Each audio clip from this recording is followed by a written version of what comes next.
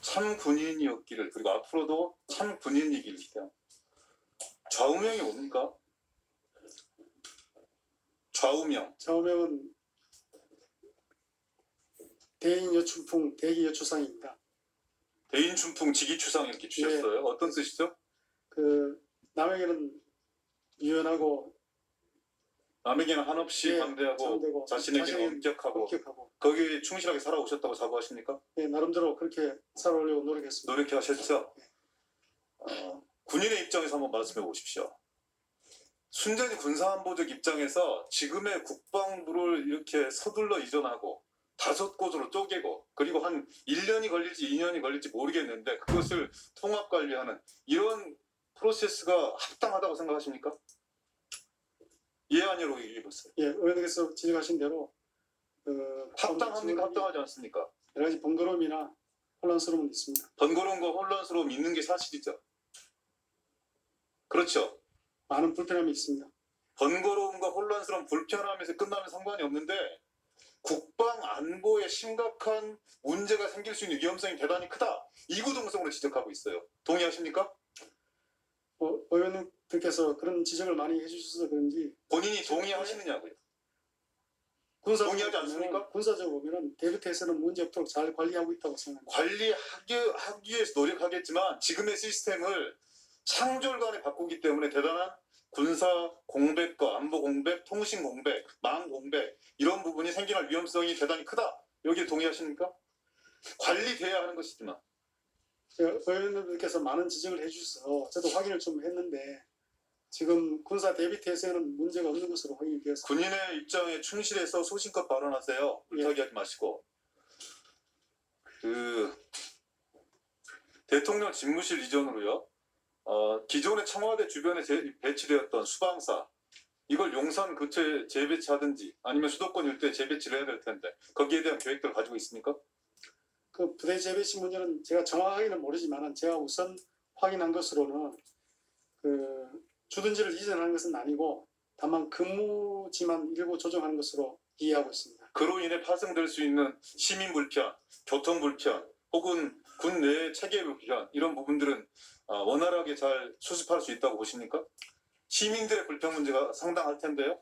사실 이전 GF에서 제일 중요하게 생각하는 것 중에 하나가 우리 서울 시민들이 불편함이 없도록 하겠다는 겁니다. 그래서 우려해 주시는 것은 충분히 제가 공감하고 이해를 합니다.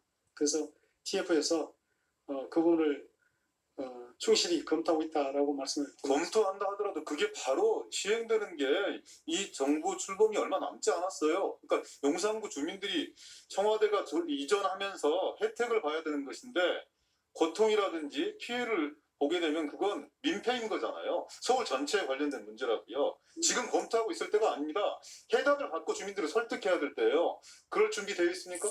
네, 지역 주민들 의견도 충분히 반영을 하고 있는 것으로 제가 이해하고 있습니다. 그러면 용산 일대 파크자이가 아마 최고 고층 건물 같은데 맞습니까? 그런 걸 알고 있습니다. 그러면 거기에 대공포가 설치가 필요합니까? 그 대공포 진지는 기존에 있던 그 진지에서 변동사항이 없습니다. 그러면 거기에 별도의 대공포가 올라가는 건 아닙니까? 예, 그렇게 그러면 파크자이가 아니어도 용산 등 주변 민간 건물 옥상에 대공포가 추가로 들어설 필요성은 전혀 없다. 지금의 상황으로 만족한다. 충분히 가능하다. 항공작전 관련해서 변화가 있는 것은 대드론 체계라고 해서 드론에 대한 대응 체계만 일부 조정이 있고 나머지는 다 변화가 없는 것으로 제가 그렇게 지금까지 파악을 했습니다. 말씀 분명하게 해주셔야 돼요. 왜냐하면 용산 주민들 같은 경우는 그 주변에 재산적 문제뿐만이 아니라 자신의 안전과 생명에 관한 문제이기 때문에 대단히 예민하게 반응할 수밖에 없는 것이고 거기에 대한 합답을 새 정부와 국방부 장관 내정자가 분명하게 안심을 시켜주셔야 돼요. 여기에 대해서 분명한 입장을 밝혀주십시오. 어떻습니까? 지역 주민들의 불편함뿐만 아니라 재산권 침해되는 일 없도록 제가 다시 한번 그 TF에다가 이야기를 하고 전달하겠습니다. TF에다 의견을 전달하는 걸 그치면 안 돼요. 국방부 장관 내정자이기 때문에 그리고 여기서 어떻게 답변하시느냐에 따라 달라질 수 있는 것이지만 용산 주민들에게 확실하게 여러분들 불편 없이 경호나 보안의 문제, 국방 안보의 문제를 처리해 나가겠다 이렇게 확답을 주셔야 됩니다. 네, 알겠습니다. 그렇게 노력하시겠다는 얘기입니까? 그렇게 하시겠다는 얘기입니까? 네, 그렇게 하겠습니다. 예. 그렇게 하실 거죠? 예. 약속하셨습니다. 네. 그 두 번째입니다. 국방부 지하에 들어설 예정인 위기관리센터. 5개 소그룹별로 병렬로 운영하고 6월 중순까지 현재 청와대와 같이 1개 그룹을 구축할 계획이다. 이렇게 얘기했어요. 현 청와대는 대형 장비 한 대에 모든 통신망이 연결되어 있고요. 용산 위기관리센터에는 통신망을 16개씩, 중소형 장비 5대 연결해서 운영, 5월 10일부터 6월 중순까지 한다는 겁니다. 성능에는 문제가 없다고 행안부는 얘기를 해요. 근데 지난 26일 현장 검증 해봤을 때 행정안전부 청사관리본부장이 뭐라고 그러냐면 6월 중순 완동 가동 시까지 현 청와대 위기관리센터를 동시에 운영하겠다 이렇게 얘기를 합니다. 성능에 문제가 없는데 현 위기관리센터를 이중으로 가동할 이유가 뭡니까? 제가 어제까지 확인한 바로는 현재 90% 수준으로 준비가 되었고 5월 10일 이전에는 아까 말씀하신 것처럼 망전한 시스템은 하나가 아니라 5개로 운영하지만은 그러나 정상적인 기능 발휘에는 문제 없다 이렇게 판단을 하고 있습니다.